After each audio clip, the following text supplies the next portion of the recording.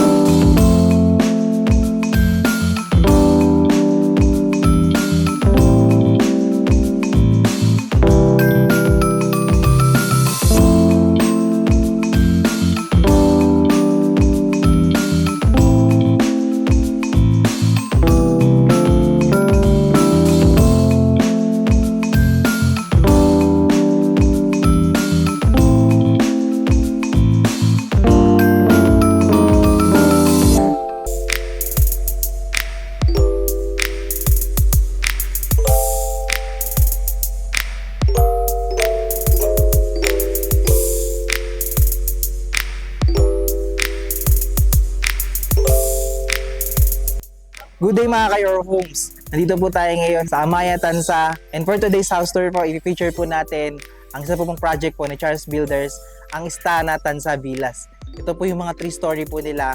Pero bago po natin yan tignan, first, please make sure to subscribe sa aming YouTube channel and i-click nyo na rin po yung notification bell para whenever na mag-upload po kami ng panibagong mga YouTube house tours, maging updated po kayo dito at kayo po yung mga unang makakita. Kami rin po ay nasa Facebook, so please click like and follow para maging updated po kayo sa aming mga postings. Again, ako po si Carlo Felices together with my team sa likod po ng camera. And welcome po kayo to another Your Homes house tour.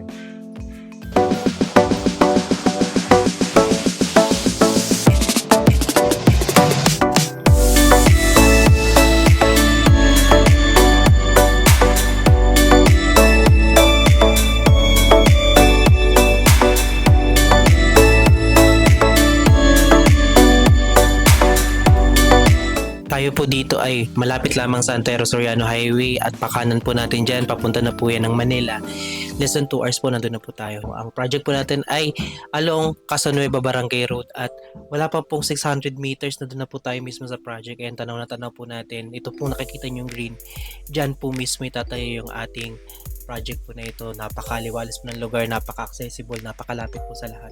Kompleto rin po ang amenities yan katulad po sa iba po nilang project and magugustuhan nyo po talaga ito. So ating mga 3-story unit po dito ay meron pong lot area na 50 square meter at floor area po na 94 square meter, kaya po napakalaki po ng ating mga spaces. At the same time po, meron po tayo 3 toilet and bath po yan. Sa bawat floor po natin, meron po tayong toilet and bath. Ito po ay provision for 4 bedrooms. At the same time po, meron po tayong parking area. Kung makapansin nyo po, ito po yung space natin dyan. Meron po tayong living area, may dining area, may service area din po tayo dyan. And at the same time po, extended na po yung ating bahay paharapan, kaya meron na po kayong medyo initial na bubong dito po sa ating bandang parking lot. Again, ang turnover po natin dito ay semi-complete, so wala lang po siyang tiles sa ground floor, pero fully painted po ang mga walls at syempre kayo na lang po yung magpapagawa po ng partition. So tignan po natin ang unit. So dito po, as you can see, ito po yung pagkakakulay ng ating bahay. Meron po tayo dyan green, meron po tayong navy blue, meron po tayong brown. Ayan po yung mga pagpipilian po natin, or ayan po yung mga possible na magiging kulay po ng ating unit. Pero dito po, as you can see po, ito po yung ating parking. Napakalaki na po ng ating space dito sa parking at kasama na po pala itong mga division na ito sa ating unit. So mayroon na tayong division para sa ating kapitbahay. So papagawa na lang po natin dito sa harapan yung ating gate. Ngayon, dito po, ito po yung sinasabi ko kanina na medyo extended na po yung ating bubong dito. Medyo maliit na lang ipapagawa nyo para magkaroon po ng buong bubong po yung inyong parking. Napakaganda na po nito at minimal na po yung mga ipapagawa nyo. So dito po, mapapansin din natin, kayo po ay high ceiling at naka-steel deck na rin po yan. At meron tayong bintana na aluminum dito sa harapan. Meron din po yun sa likod. So ito pong titignan nating unit ay inner unit. So in case po na makakuha kayo ng mga end unit, meron din po yan dyan. Meron lang po yung bintana sa gilid if ever po na may available pa. Anyway, pasukin po natin ang loob. Tara. So yan, pagkapasok po natin, as you can see po, steel door na rin po ang ating pintuan and bubungan po sa atin yung sinasabi ko po sa inyo na semi-complete. Wala lang po tayong tiles, pero as you can see po, ang ating ceiling may pintura na po yan. Yung ating walls, may pintura na rin po ito. At conventional pang pagkakatayo ng bahay, kaya po matibay dahil yan po, pansin na pansin, kitang-kita po yung ating mga poste at yung mga biga. So, this is the space yung pwede nyo pong gawin para sa inyong living area, or pwede nyo po itong gawing dining area or kitchen. Mamaya makikita nyo po sa ating model unit yung ano pong idea yung pwede nyo gawin sa inyong unit. So, ang ginawa kasi nila doon, naglagay po sila ng dining area po dito sa ground floor, and sa second floor po nila ginawa yung kanilang living area. Pero sa inyo po kung ano po yung mas prefer nyo sa inyong unit. So, dito po, nandito yung ating countertop. Ito na po yung magkaka-turnover ng kitchen countertop natin. May sink na po ito na stainless. Ito na po yung faucet niya. Meron po tayong owning na bintana rito para meron tayong natural light. So, may saksakan na rin po tayong naka-ready dyan para sa ating mga kitchen appliances. Dito po, katabi niya ay yung access po natin sa ating service area. Dito po sa ating service area, as you can see po, ito po yung pagkaka-turnover. Dito po kayo pwede maglagay ng laundry area ninyo. Isa pa pong advantage or isa pa pong nilagay po nila dito. Yan po, tignan po natin dito. May emergency exit po tayo dahil tayo po ay third floor. So, kasama po yan sa turnover po ng ating unit. So, as you can see po, dami nyo pa rin po pwedeng gawin dyan. Dito po sa ating side na ito, dito naman po yung ating toilet and bath. Bare po yung pagkaka-turnover ng ating toilet and bath. Pero kasama po yung fixture dyan ha. Meron po tayong lavatory, may toilet, may faucet po tayo. May shower din po yung nakasama. So, wala lang po siyang tiles at pintura at finish, pero yun na lang po, minimal na lang po yung pagagawa natin. May ventilation din po pala tayo dito pa. Yan po siya. At PVC plastic door din po ang ating pinto. So ito po yung pinaka ground floor po natin. Ma-excite kayo, tignan po natin ang second floor. Pero bago po natin akyatin, lahat po ng ating hagdan dito po sa ating 3-story ay sementado na. Kaya napakatibay, tubular din po yung ating hawakan. Tara! Dito po sa ating hagdanan, saktong-sakto po yung space, hindi po mahirap mag-akit ng gamit. At talaga naman pong napakatibay ng ating hagdanan dahil semento na po yun. So dito po sa second floor, bubungad sa atin ng space na meron po sila. Dito po yung pwede natin gawing first bedroom. Pwede po tayong maglagay pa ng second bedroom dito. Actually, pwede pong yung sa second floor at sa third floor nyo, pwedeng lagyan ng tig-tatlong bedroom. Pero kung gusto nyo po itong gawing living area, napakalaki po ng space po nito. Yan po, kung mapapansin nyo dito, fully painted din po ang mga walls.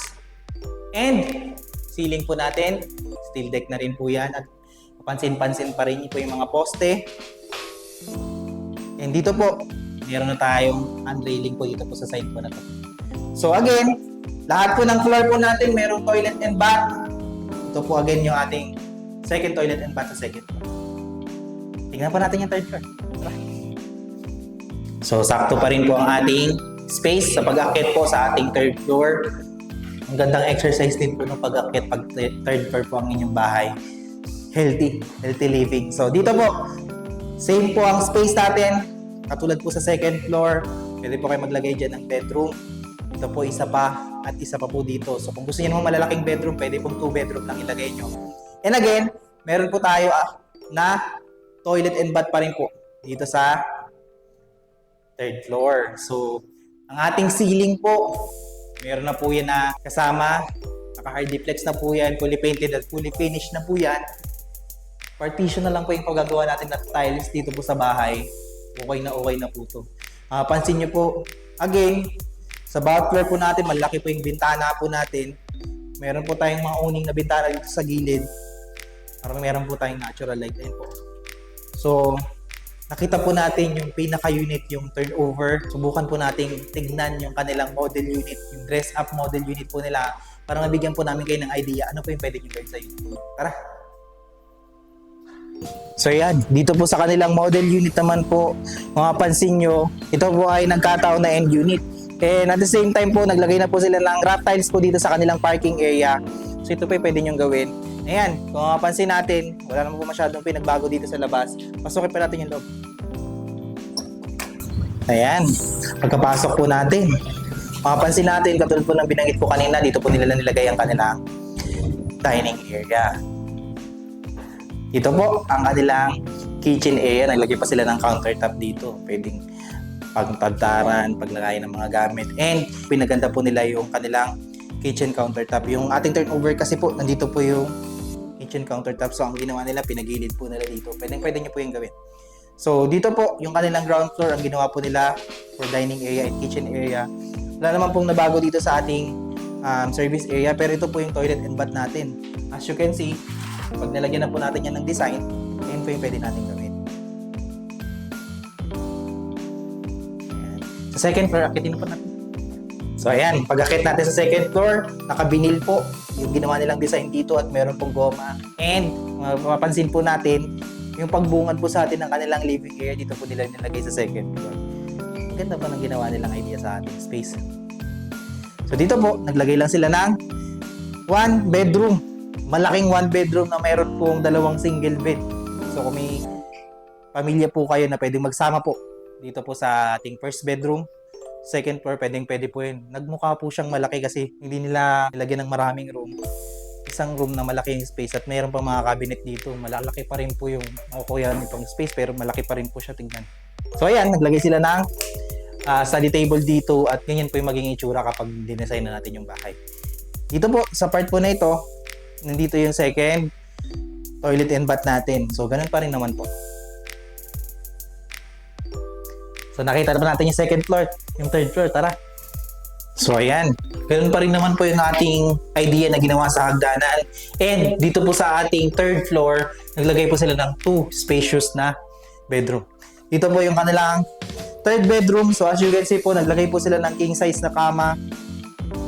Napakaliwalas po at tamang-tama po yung laki ng kwarto po na kanilang ginawa dito. So second bedroom sa ating master's bedroom po saan po nila kinonect yung kanilang third toilet and bath na located po dito sa third floor.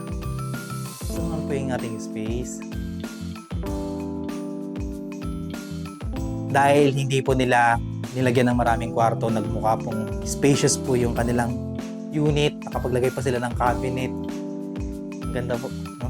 So ngayon, nakita po natin yung idea sa ating model unit kung ano po yung pwede natin gawin sa ating unit. Pag-usapan pa natin ng presyo. Tara! So magkano nga ba ang presyo ng ating mga unit dito po sa Istana Villas Tanza? Sa ating mga typical unit po na meron pong lot area na 50 square meter at floor area na 94 square meter, ang ating total contract price po ay nag-i-start sa 3,752,000. Meron po tayo dito total down payment na 242,000 at ito po ay magiging 13,167 for 18 months po yan. Ang magiging monthly amortization naman po natin ay magiging 22,186 pesos for 30 years po yan. Sa ating required income po, ito po ay 64,000. So, in case po na hindi kayo pasok sa required income, pwede po ang co-borrower dito kahit hindi po natin kamag-anak as long as willing po sila mag-provide ng requirements. Kung gusto niyo pong magpa-tripping po sa amin sa project po nito, gusto niyo po ng further information regarding this unit, you can contact us sa number po na makikita niyo sa screen and nandyan din po yung aming Facebook page.